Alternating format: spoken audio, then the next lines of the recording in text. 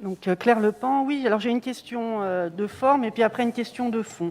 Après lecture attentive de la délibération et de la convention qui suit, il y a déjà des problèmes de montant sur la part prise en charge par la ville.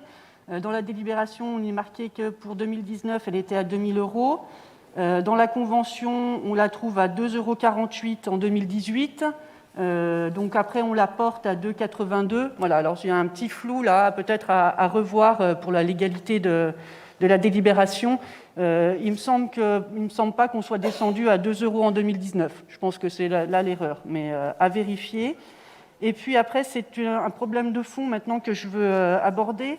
En augmentant le coût horaire par salarié annécien, tout en gelant le montant total de la subvention, en fait, on en revient à réduire le volume horaire que peut proposer le centre de formation. Donc, est-ce que vous pouvez nous donner des éléments pour justifier ce qui est en fait une baisse ? Est-ce que l'enveloppe, les années précédentes, n'a pas été complètement utilisée ? Est-ce qu'on a encore une marge de manœuvre ? Ou est-ce que vous pouvez envisager un déblocage, un dégel de la subvention totale ? Merci pour nous apporter ces éléments complémentaires. Alors, c'est vrai que les trois conventions, là, c'est des conventions assez vieilles, entre guillemets, c'est-à-dire qui ont été signées il y a assez longtemps.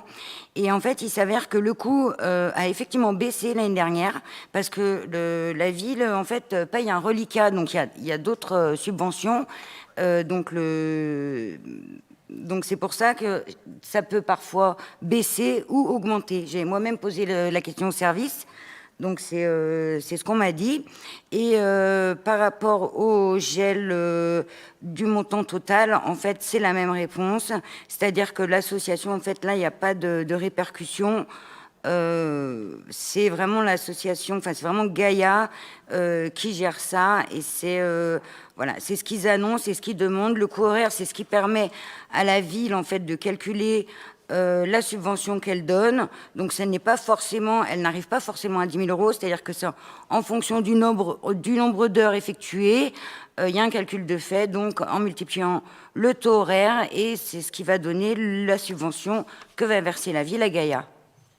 Donc, jusqu'à présent, elle n'a jamais dépassé les 10 000 €. Disons que pour l'année précédente, l'enveloppe de 10 000 € correspond à la réalité.